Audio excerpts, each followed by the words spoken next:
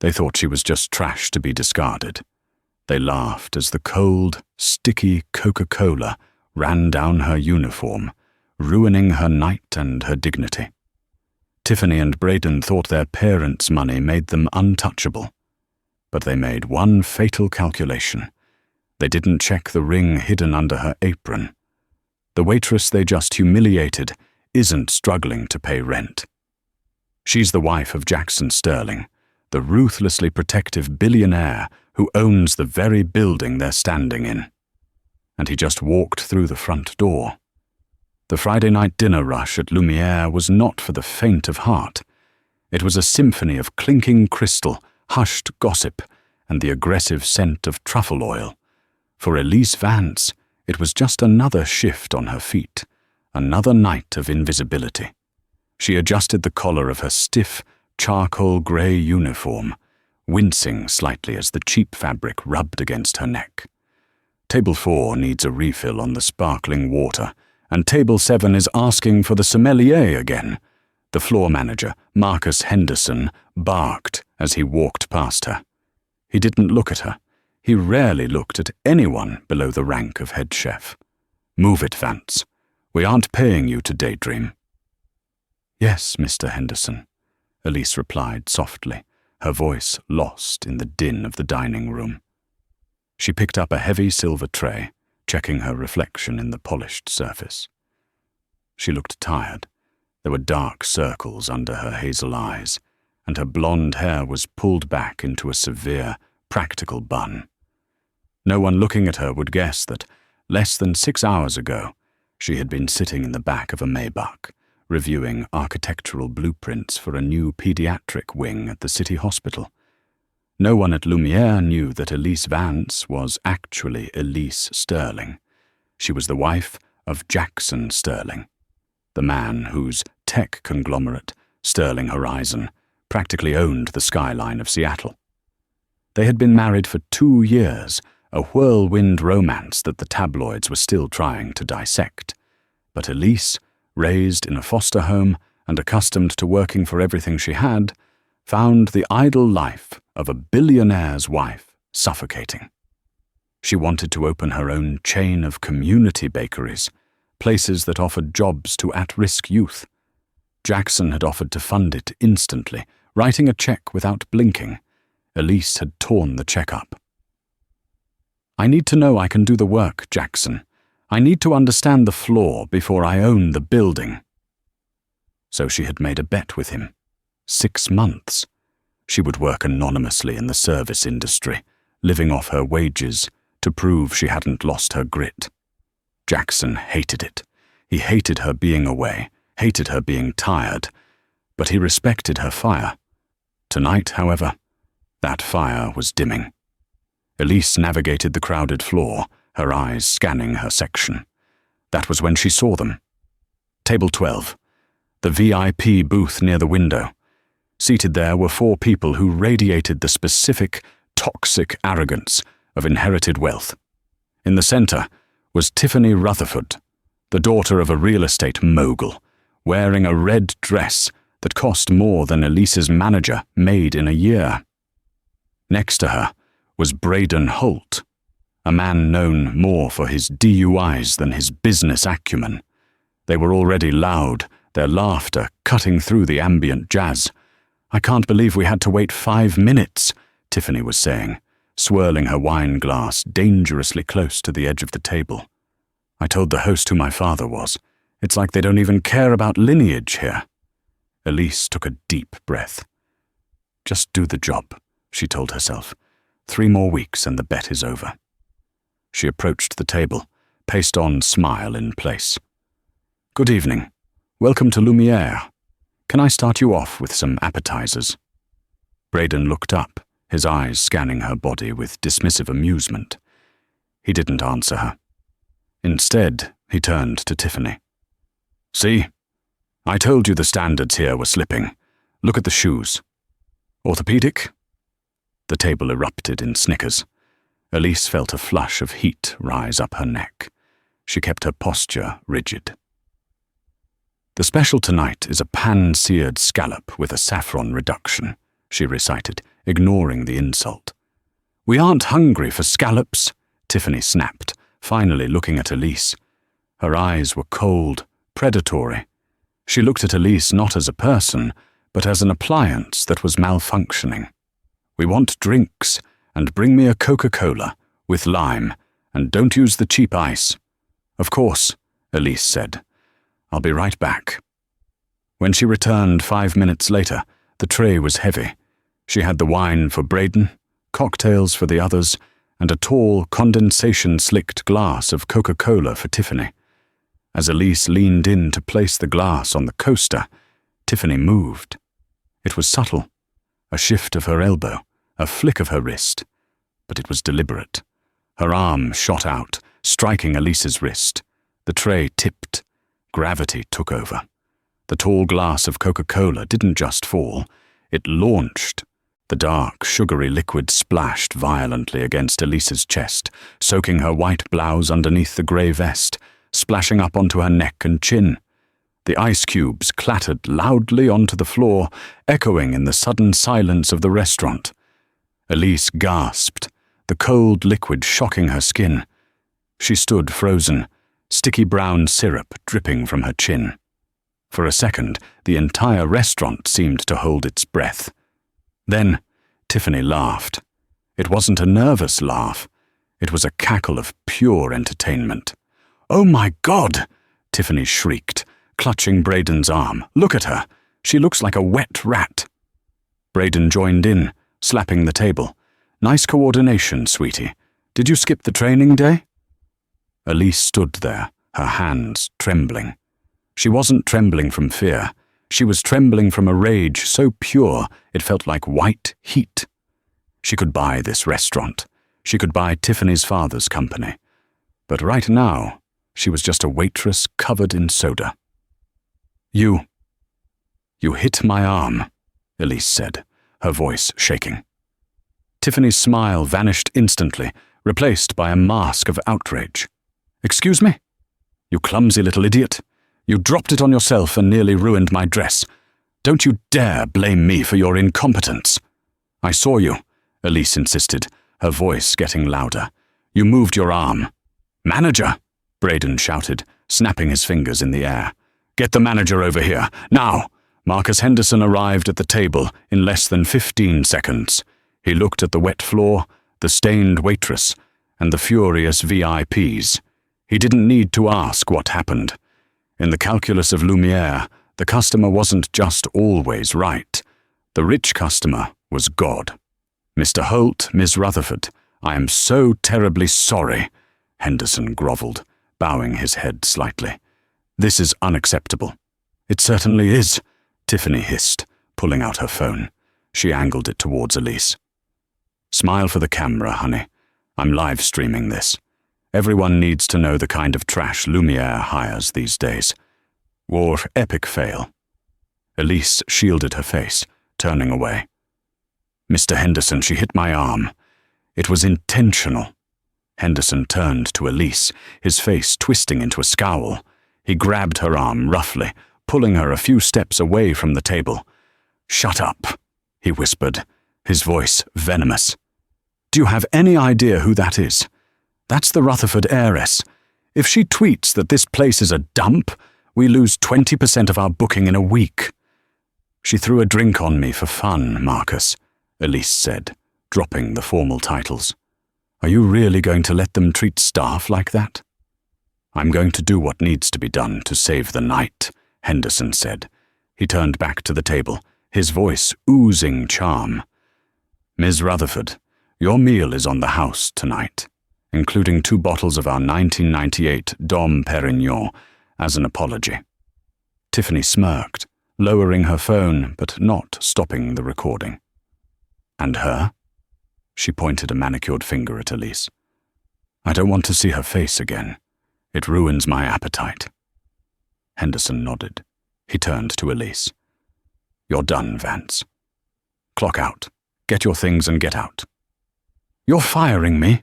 Elise asked, incredulous. "For being assaulted?" "I'm firing you for causing a scene and insulting a valued guest," Henderson said, loud enough for the table to hear. Go. Now. Before I call security."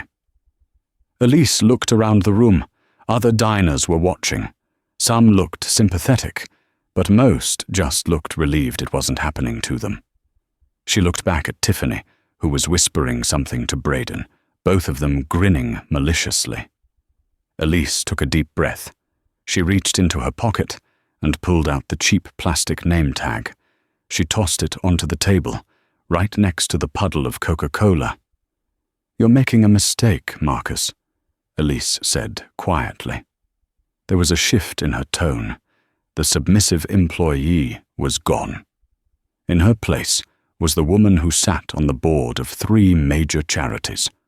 "A very expensive mistake." "Get out!" Henderson barked. Elise turned and walked toward the kitchen doors, her head held high, despite the sticky, cold mess clinging to her skin.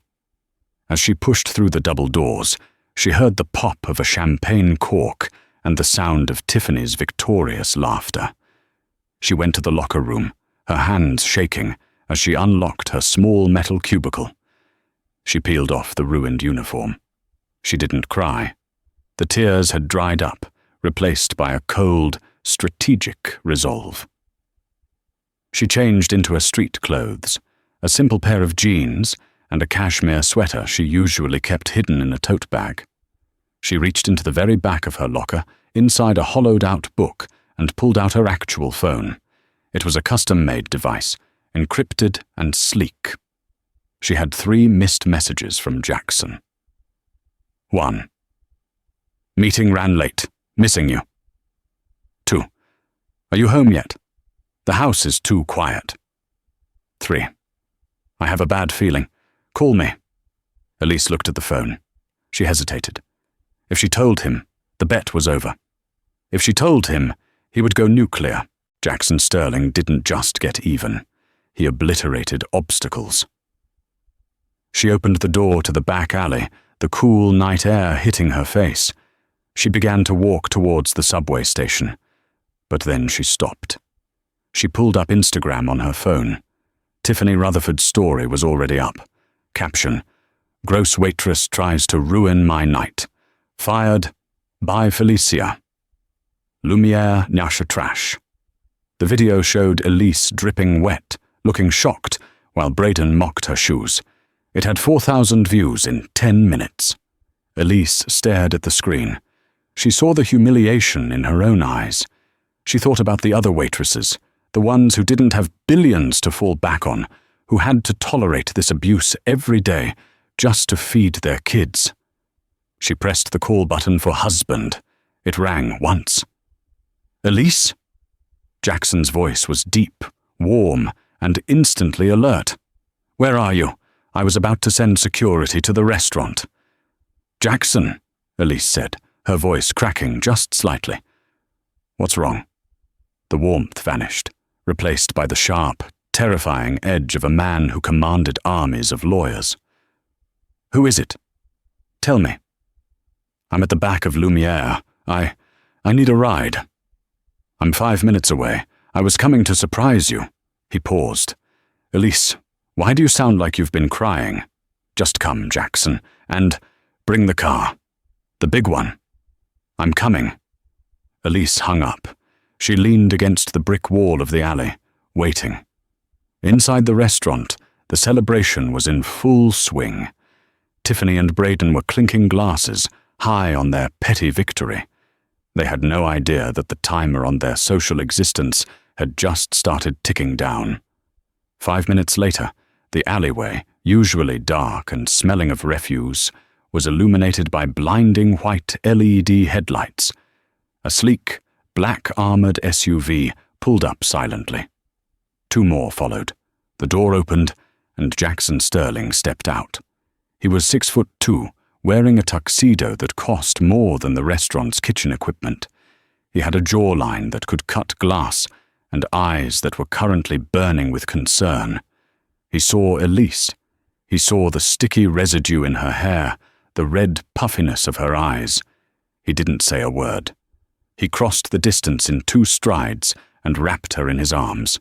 He smelled of sandalwood and expensive scotch. He pulled back, his hand cupping her cheek, his thumb brushing away a smear of dried sugar. "Who?" was the only word he said. It wasn't a question, it was a death sentence. "Table 12, Elise whispered. "And the manager, Henderson." Jackson looked at the back door of the restaurant. He adjusted his cufflinks. He looked at his head of security, a massive man named Silas, who had stepped out of the second vehicle. "Silas," Jackson said calmly, "call the acquisition team. I want to know who owns the building lease for Lumiere. If it's not us, buy it. Tonight. Wake up whoever you have to." "Yes, Mr. Sterling," Silas said, tapping his earpiece. "And Elise?" Jackson looked back at his wife. "Do you want to go home?" Elise looked at the back door. She thought about the smile for the camera comment. "No," Elise said, straightening her spine. "I left my purse inside. I want to go get it." Jackson smiled, a dark, dangerous curve of his lips. He offered her his arm. "Then let's go get your purse." Mrs. Sterling. The front entrance of Lumiere was a heavy, frosted glass masterpiece framed by velvet ropes. Usually, people waited here for 40 minutes just to get a glimpse of the host stand. Tonight, the ropes parted like the Red Sea. Silas, the head of security, walked in first. He didn't push anyone. His sheer size and the earpiece coiling into his collar were enough to make the crowd step back instinctively. He held the door open, his face impassive. Then, Jackson Sterling walked in. The atmosphere in a room changes when a man worth $30 billion enters it. It wasn't just the tuxedo or the way he walked, smooth, predatory, unhurried. It was the recognition. Jackson Sterling was on the cover of Forbes, GQ, and Time regularly. He was the city's modern king. A hush rippled through the front of the restaurant. Diners lowered their forks. Conversations died mid-sentence. But the real shock came a second later. Clinging to Jackson's arm was a woman in simple jeans and a cashmere sweater. Her hair was still damp, slicked back from her face. Her eyes were red. To the untrained eye, she looked out of place, but to the staff of Lumiere, she looked terrifyingly familiar. The hostess, a young woman named Sarah who had ignored Elise for months, dropped the reservation tablet. It clattered loudly on the podium. She recognized the waitress she had seen scrubbing tables an hour ago. Jackson didn't stop at the podium. He walked straight into the main dining room, Elise by his side. Marcus Henderson was near the bar, frantically trying to smooth over a complaint about a cold soup, when he felt the room go quiet. He looked up, annoyed that the ambiance was being disturbed. His blood turned to ice. He saw Jackson Sterling. Every manager in the city dreamed of Jackson Sterling walking into their establishment. It was an instant Michelin star validator. It was the kind of publicity money couldn't buy. Henderson's instinct was to run forward, to grovel, to offer the private room. He took 2 steps forward, a beaming, sycophantic smile plastered on his face. "Mr. Sterling, what an unexpected honor, Then his eyes drifted to the woman on Jackson's arm. Henderson stopped. His brain tried to reject the image. It was Vance, the clumsy waitress he had just thrown out like garbage. But she wasn't looking at the floor anymore. She was looking at him, and her expression was cold, hard, and utterly unafraid. Jackson stopped right in front of Henderson. The billionaire towered over the manager. "Mr. Henderson, is it?" Jackson asked.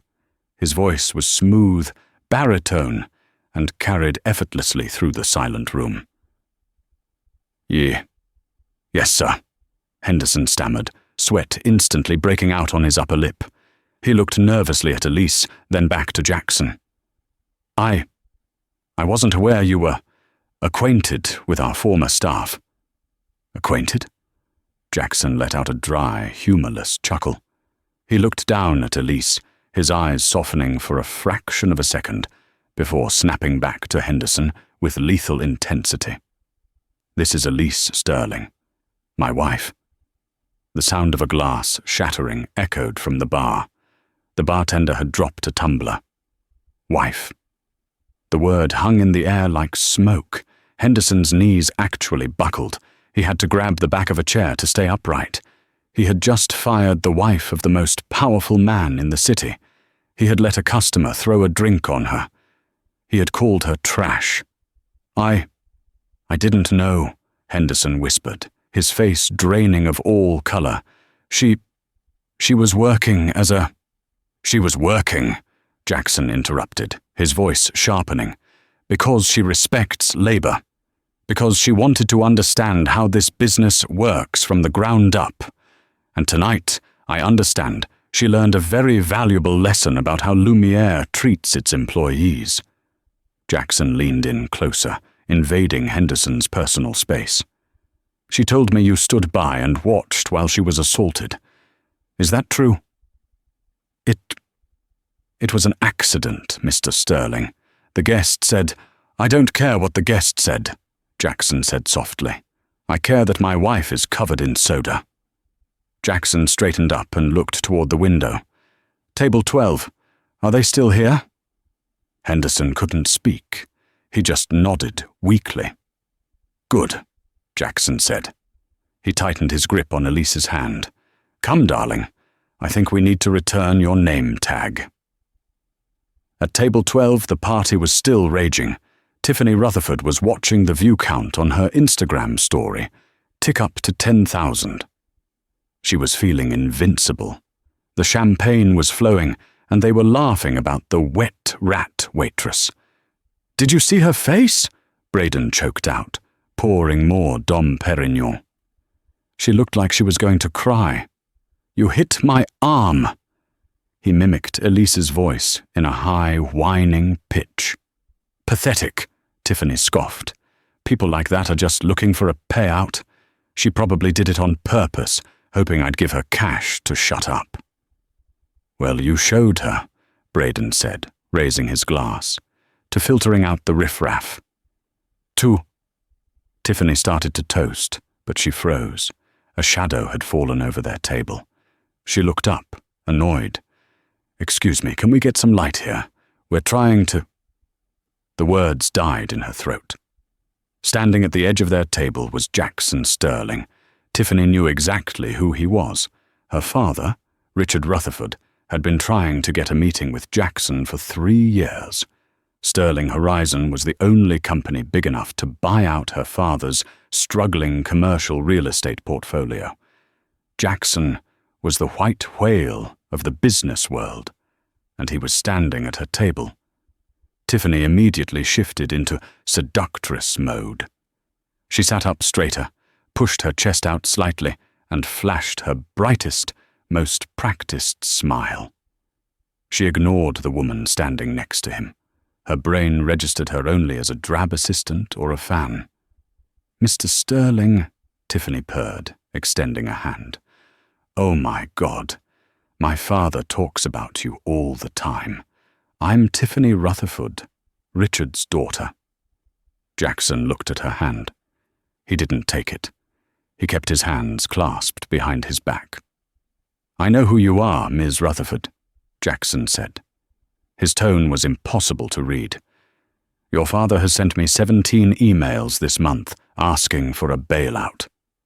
Tiffany's smile faltered, but she recovered quickly. "He admires your vision. We all do. Are you joining us? We have plenty of champagne. Although the service here tonight has been tragic." "So I heard," Jackson said. He stepped aside, revealing Elise fully. Elise stepped forward. She was still wearing her street clothes, but she had placed the sticky, soda-stained name tag on the table. It landed with a soft clack right next to Tiffany's plate of half-eaten appetizers. Tiffany looked at the name tag. Elise. She looked up at the woman. Recognition dawned slowly, like a horror movie villain realizing the call is coming from inside the house. The wet hair, the face. "You..." Tiffany gasped. Her eyes darted from Elise to Jackson. Wait, why is the waitress with you? Because, Elise said, speaking for the first time. Her voice was steady, clear, and commanding.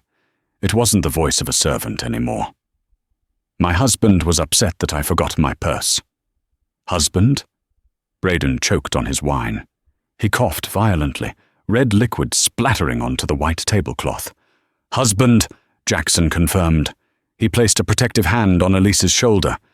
Miss Rutherford, you just threw a soft drink on Mrs. Elise Sterling.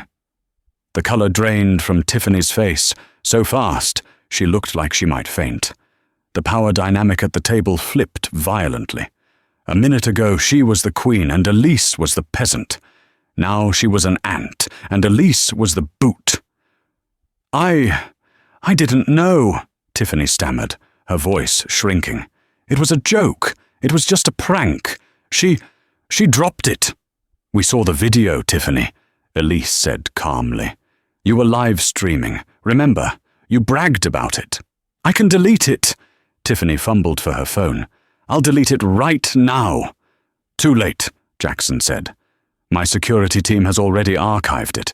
It's evidence. Evidence? Braden squeaked. For what? It's just a drink. Assault, Jackson said simply. And defamation. But honestly, I don't have time for lawsuits over dry cleaning. I prefer more direct solutions. Jackson pulled out his own phone. He tapped the screen once and put it on speaker. Richard Rutherford. The voice on the other end answered after one ring. It sounded desperate. Mr. Sterling. Is that you? I've been trying to reach your office regarding the merger proposal. Hello, Richard, Jackson said, his voice cold enough to freeze nitrogen. I'm standing in front of your daughter, Tiffany, at Lumiere. Tiffany? Richard sounded confused. Is she bothering you? I apologize. She threw a beverage on my wife, Richard. And then she had her fired. There was a long, terrified silence on the other end of the line. Your wife? Richard whispered. But I thought she was undercover, doing charity work, and your daughter humiliated her for sport. Jackson paused, letting the weight of the moment crush the man on the other end of the line. Regarding that merger you wanted, Richard, the answer is no. In fact, I'm instructing my acquisition team to short your stock starting tomorrow morning. I'm going to bankrupt you. No, Richard screamed through the phone. Mr. Sterling, please, she's an idiot. She's a spoiled brat. Put her on. Let me talk to her. Jackson held the phone out to Tiffany. Tiffany was shaking. Tears, real ones this time, born of pure terror, were streaming down her face. She took the phone.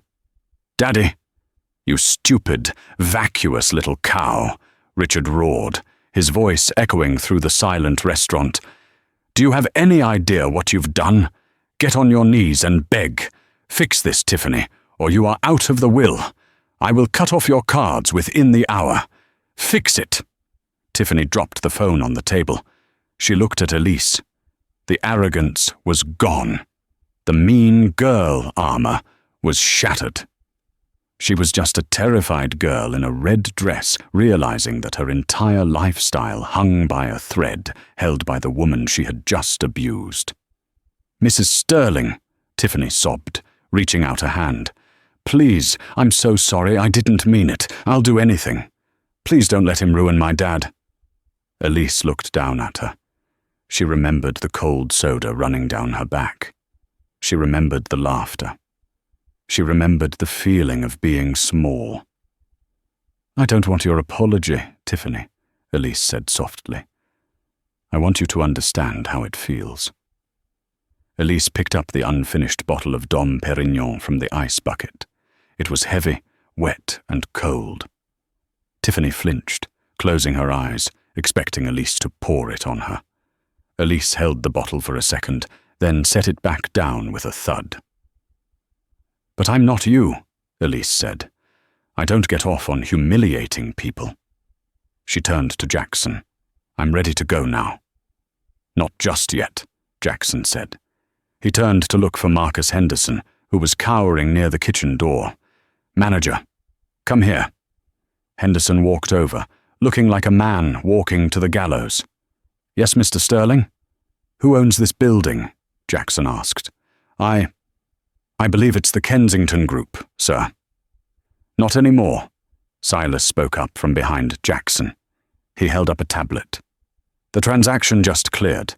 We bought the lease and the management contract 3 minutes ago. You are the new owner, Mr. Sterling." Jackson smiled. It was a shark's smile. "Excellent." Jackson looked at Henderson. "Mr. Henderson, you are fired. Effective immediately. Get out of my building." Henderson gasped. "Mr. Sterling, please, I have a mortgage. You have a history of abusing your staff to please bullies," Jackson said. "I don't employ cowards." Jackson then turned back to table 12. He looked at Tiffany, Braden, and their silent friends. "And you four," Jackson said, "you have a bill to pay." The manager said it was on the house," Braden stammered. "The manager didn't own the house," Jackson corrected. "I do, and the price has gone up." Jackson picked up the menu. "For the disruption, the cleaning fees, and the distress caused to the establishment's owner, I'm setting the bill at $50,000. $50,000, Braden shouted. "That's extortion." "That's the cost of being allowed to leave without the police being called for assault," Jackson said. "Pay it. Now, or Silas will escort you to the precinct himself." Braden looked at Silas, who cracked his knuckles. Braden pulled out his black Amex card with a trembling hand. "Silas, process the payment," Jackson said, "and add a 20% tip for the kitchen staff. They actually work for a living." Jackson took Elise's hand. "Let's go, Elise. I'm craving a burger. Somewhere with better service." As they turned to leave, the entire restaurant, staff and diners alike, watched them go. Elise walked out, not as the waitress who was thrown out, but as the queen who had conquered the kingdom without raising her voice. But as they reached the door, Elise stopped. She turned back to the stunned kitchen staff, peeking out from the swinging doors. She saw Maria, the sous chef, who had snuck her extra bread when she was hungry during double shifts. "Maria!" Elise called out. The chef froze. "You're in charge now," Elise shouted. "Marcus is gone. You run the floor tonight." Maria's jaw dropped, and then a slow smile spread across her face. Jackson chuckled as they walked out into the cool night air. "You just promoted a sous chef to general manager. She knows the menu better than anyone," Elise said, leaning her head on his shoulder. "And she never yells. Remind me never to bet against you again," Jackson said, kissing the top of her head. But the story wasn't over. Tiffany Rutherford was not the kind of girl who learned lessons. She was the kind who sought revenge. And as she sat in the ruins of her night, watching her father's text messages flood in, a new, darker plan began to form in her mind. She wouldn't attack Elise directly. No. She would go after the one thing Elise was trying to build on her own. The morning sun hit the floor-to-ceiling windows of the Sterling penthouse, but Elise wasn't watching the sunrise over the Space Needle. She was watching her phone. The hashtag #WashSodaWaitress was trending #1 in the country. The video of Tiffany Rutherford's sneering face had been remixed, memed, and dissected by every major news outlet. The internet, in its chaotic justice, had turned Elise into a working-class hero, and Tiffany into the face of entitlement. Elise sat at the marble kitchen island, wearing a silk robe that cost more than her former annual salary at Lumiere. She sipped her coffee, frowning. "Stop reading the comments," Jackson said, walking into the room. He was already dressed in a navy suit, looking immaculate. He kissed her temple and slid a plate of fruit toward her. The legal team sent over the paperwork. Richard Rutherford has officially stepped down as CEO of his company to spend time with his family, which is corporate speak for "my daughter destroyed our reputation." "I don't care about the Rutherfords," Elise sighed, putting the phone down. "I care about the narrative. Everyone is focusing on poor Elise, the victim. I don't want to be a victim, Jackson. I want to be a builder." "You are," Jackson reminded her. "The Second Chances Bakery opens in 3 days. That's the headline that matters." Second Chances was Elise's passionate project. It wasn't just a bakery, it was a culinary school and employment hub for women coming out of the foster care system or escaping domestic violence. She had poured her own money she earned from investments she made herself, not just Jackson's allowances, into renovating an old warehouse in the arts district. "I'm worried," Elise admitted. "If the press shows up just to ask about the soda incident, the message of the charity gets lost. Then give them a show they can't ignore," Jackson smiled. "But be careful. A wounded animal bites the hardest, and Tiffany is very wounded right now." Jackson was right. Across town, in a dim budget hotel room that smelled of stale cigarettes, Tiffany Rutherford was pacing. Her credit cards were frozen. Her father refused to take her calls. Her friends, the ones who drank her champagne for years, had blocked her number. She was a pariah, and she blamed one person. "It's not fair," Tiffany muttered, kicking the cheap bedspread. "She set me up. She knew who she was. She tricked me." Sitting on the edge of the bed was a man named Gavin. He was a disgraced health inspector who had been fired for taking bribes, a contact Tiffany had dug up from Braden's shady phone contact list before Braden, too, had abandoned her. "Look, Princess," Gavin said, checking his watch. "You said you had cash. I don't see any cash." Tiffany reached into her designer bag and pulled out a heavy velvet pouch. She dumped it onto the bed. Diamond earrings, a Cartier watch, and a sapphire tennis bracelet. "Pawn it," Tiffany snapped. "It's worth at least 50 grand. That's enough for the job, isn't it?" Gavin picked up the watch, whistling low. "Yeah, that'll do. So, what's the plan again?" Tiffany's eyes narrowed. "The grand opening of her little charity bakery is Friday. I want it shut down, permanently." "You want me to fail them on code?" Gavin asked. "I can't do that. I don't have a badge anymore." "No," Tiffany hissed. "I don't want a failed inspection. I want a scandal. I want the kind of health code violation that makes people vomit when they hear about it." She leaned in, her voice trembling with malice. "I want you to plant pests, rats, roaches, and I want you to stash a bag of expired meat in the main freezer. Make sure it looks rotten. Do it the night before the opening." Gavin grinned, revealing yellow teeth. "Nasty. I like it. And then what?" "Then," Tiffany smiled, "I'll make an anonymous tip to the city health department and the local news. The headlines won't be about the billionaire's saintly wife anymore. They'll be about the Sterling salmonella scandal." She walked to the window, looking out at the city that had rejected her. "She humiliated me in front of the world.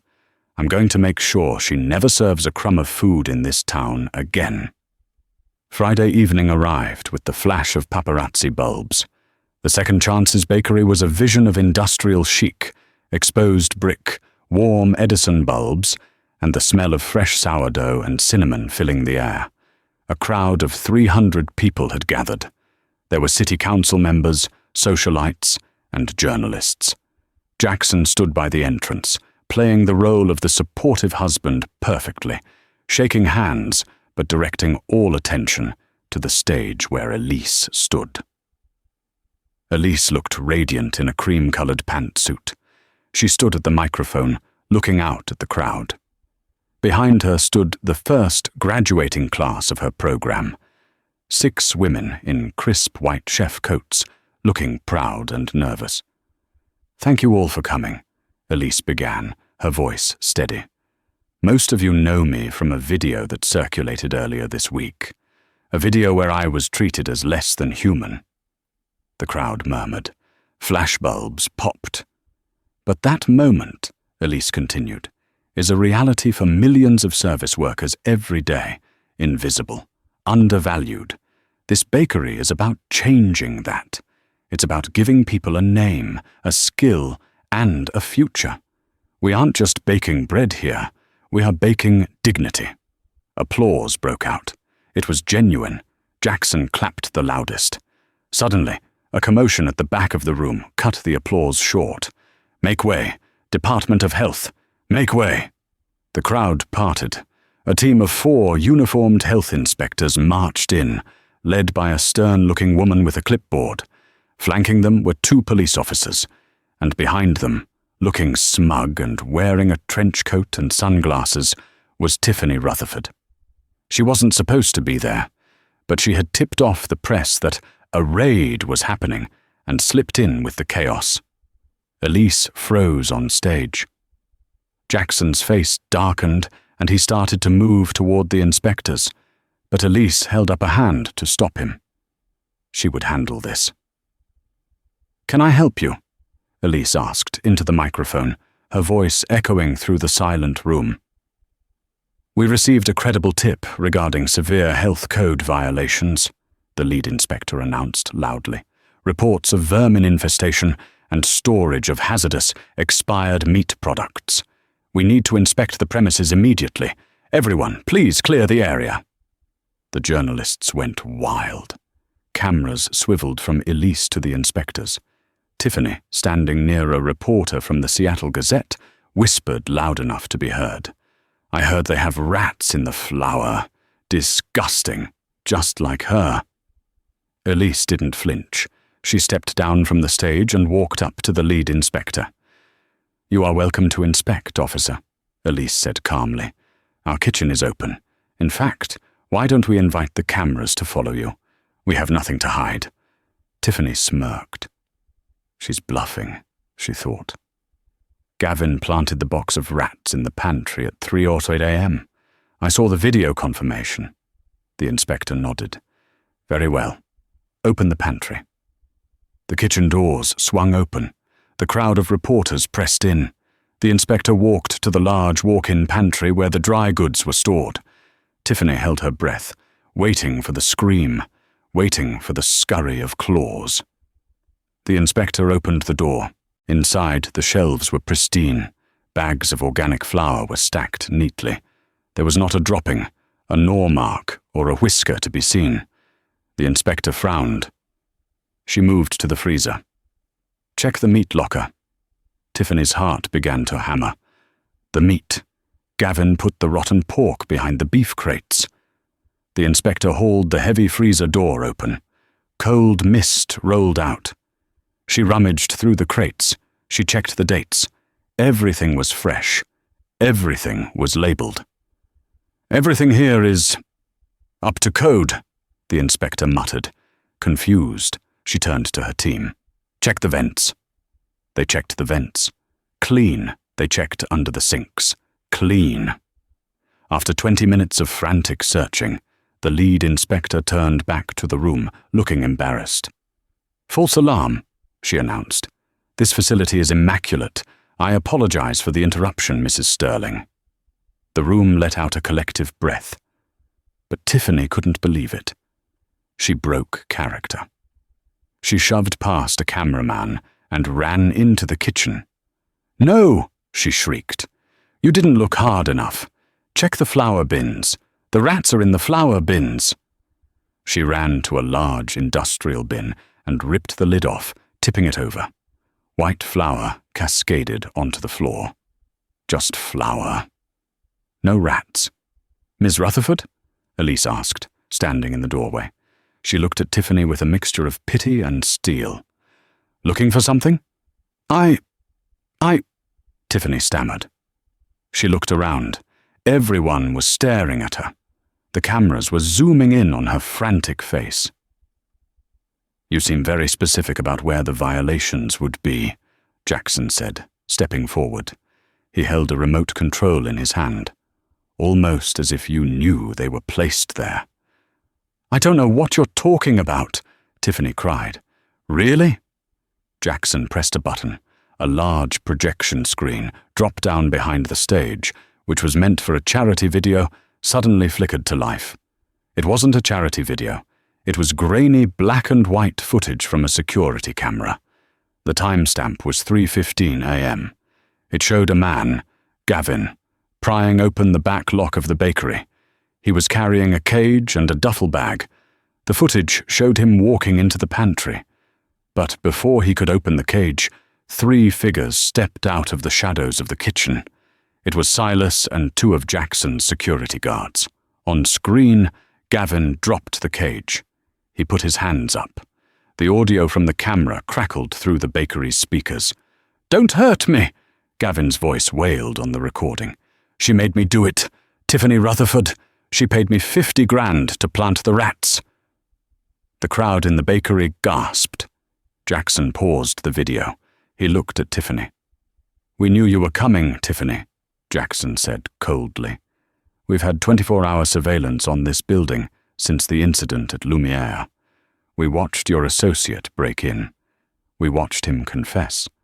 And we have the police waiting outside for both him and you." Tiffany backed away, shaking her head. No, it's a deep fake. That's AI." "It's over, Tiffany," Elise said. She walked over to the spilled flour. "You tried to ruin my reputation again. But all you did was prove exactly who you are." 2 police officers stepped forward, handcuffs glinting under the bakery lights. "Tiffany Rutherford," the officer said. "You are under arrest for conspiracy to commit vandalism, breaking and entering, and criminal mischief." "Daddy!" Tiffany screamed as the cuffs clicked onto her wrists.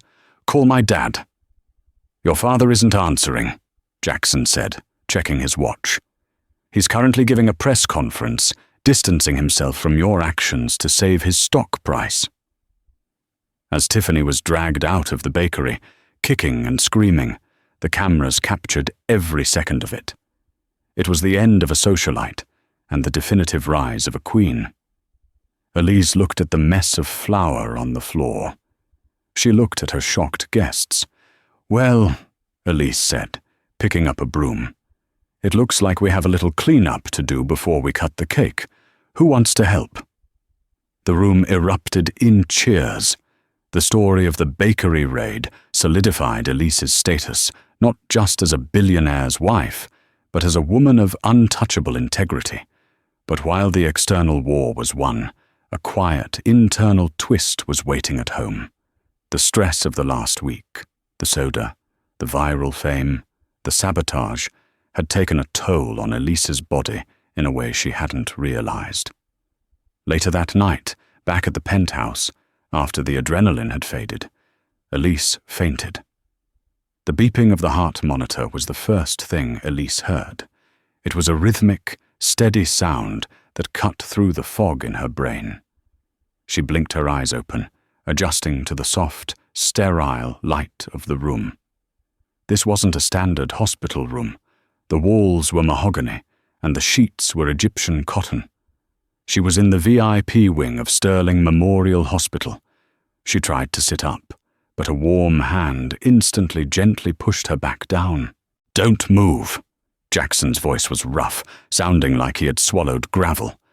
Elise turned her head. Jackson was sitting in a chair next to the bed, still wearing his suit from the bakery opening, though his tie was undone and his hair was messy. He looked like he hadn't blinked in hours. He was gripping her hand so tightly his knuckles were white. "Jackson," she croaked. "What happened? Did I ruin the party?" "You fainted," Jackson said, lifting her hand to his lips. His eyes were dark with a fear she had never seen before.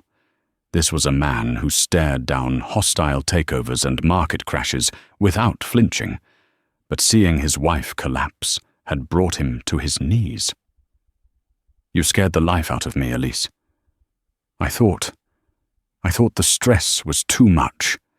I blamed myself for letting you go through with the opening." "I'm fine," Elise insisted, though she felt weak. just tired. It was a long week. It's not just fatigue, Mrs. Sterling. A doctor in a white coat stepped into the room. It was Dr. Orris, the head of internal medicine. He was smiling. "We ran a full-blood panel when you arrived," Dr. Orris said, checking his tablet. "Your iron is a little low, which is to be expected, but there is another reason for the fainting spells and the fatigue." Elise's heart skipped a beat. She looked at Jackson, then back at the doctor. Is it serious?" Jackson stood up, his protective instinct flaring. "What is it, Harris? Tell us." Dr. Harris chuckled. "It is very serious, Mr. Sterling. It's a condition that usually lasts about 9 months. The room went silent. The only sound was the steady beep, beep, beep of the monitor. Elise's hand flew to her stomach. I'm pregnant," Jackson whispered. The word seemed to hang in the air, shimmering. 6 weeks, Dr. Orris confirmed. "Congratulations, you're going to be parents." Jackson looked at Elise. The hard lines of his face, the mask of the ruthless billionaire, completely shattered. Tears welled up in his eyes. He fell to his knees beside the bed, burying his face in the mattress near her hip. "A baby," he murmured, his voice thick with emotion.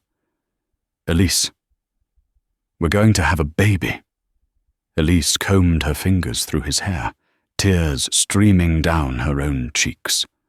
After the humiliation at the restaurant, the war with Tiffany, and the fight to prove her worth, this felt like the ultimate victory. They weren't just building a business or a reputation anymore. They were building a family. 1 year later. The morning sun filtered through the blinds of the Second Chances Bakery, which was now the flagship location for 5 branches across the state. The smell of yeast and vanilla was as comforting as ever. Elise walked through the kitchen, inspecting the trays of croissants. She was dressed in a smart blazer and jeans, carrying a baby monitor in one hand. "Maria, the dough looks perfect," Elise complimented the general manager. "Thanks, boss," Maria beamed. "Oh, by the way, the new dishwasher started today. The court-ordered community service program sent her over." "Make sure she's treated with respect," Elise said automatically. "Everyone starts somewhere." "I don't think you need to worry about us mistreating her," Maria said with a strange look on her face. "But she seems humbled." Elise walked to the back washroom. There, standing in front of a massive industrial sink, wearing a heavy rubber apron and elbow-length yellow gloves, was a woman scrubbing a grease-caked pan. Her hair was frizzy, tied back with a cheap elastic. Her nails were short and unpolished. She looked exhausted. It was Tiffany Rutherford. The judge had been harsh. After the video of the attempted framing went viral, Tiffany's father had cut her off completely to save his own skin. She had been sentenced to 500 hours of community service and 2 years of probation, with no degree, no work experience, and a blackened reputation. The only program that would take her was the one Elise had founded. Tiffany looked up and saw Elise.